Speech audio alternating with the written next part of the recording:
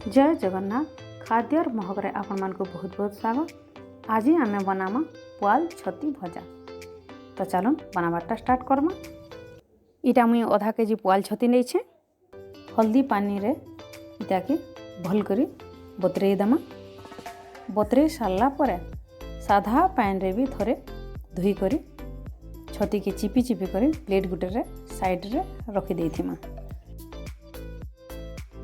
Gas रे कढ़ईटी गरम करमा। कढ़ई गरम होला पर 4 बड़ चामच सुरसो तेल पकामा।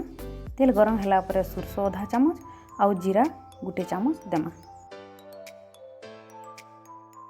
सबू फुटी गला पर कंचा मिर्चा 4टा छोट छोट करी काटलाटा आउ बड़ प्याज 3टा लम्बा लम्बा करी काटी करी पकामा।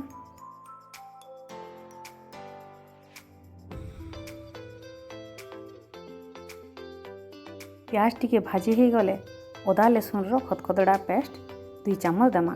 सबू के भल करी मिसई करी भाजी देमा। सबू भाजी हो गला पर हल्दी गुटे चामच, चिकन मसाला पाउडर 2 चामच और मिर्चा पाउडर गुटे चामच पकामा। सबू मसला के मिसई करी भाजी देमा। मसला माने भाजी हो गलानो तापरे आमे एथि छती पकामा। सबू के मिसई करी भाजमा। गैस रो फ्लेम हाई रे रखमा।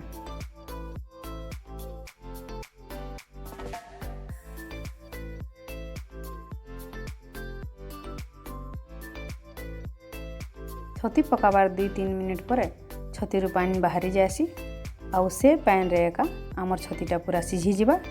देखुन छतीर पैन केंदा बाहरी गलानो।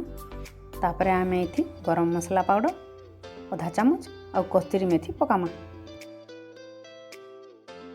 देखुन पानीटा टिके कमी गलानो। तापरे आमे एथिरे नून 1.5 चामच पकामा।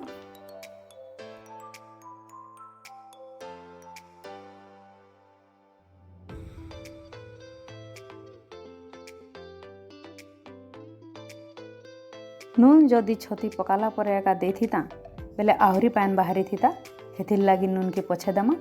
सबू के भल करी मिसई दमा आउ 2 मिनिट तो पैन सबू सुखी जिबार तो भाजमा। नून भी भितर सबू पसी गलानो। छती के आमे भाजू थिमा जिते बेल तक इतार सबू पानी सुखी जिबा। इ पानी रे एका छतीटा पूरा सिझी जिबा।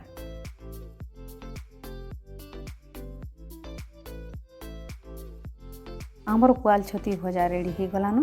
इता के आमे पखाल संगे खायाबार मजा उठामा। आपण मानकु मोर ई रेसिपी केंता लागला कमेंट सेक्शन रे कमेंट करके बताबे। भल लागला बेले लाइक करबे और शेयर करबे और सब्सक्राइब करबा के नहीं भूलबे। जुहार।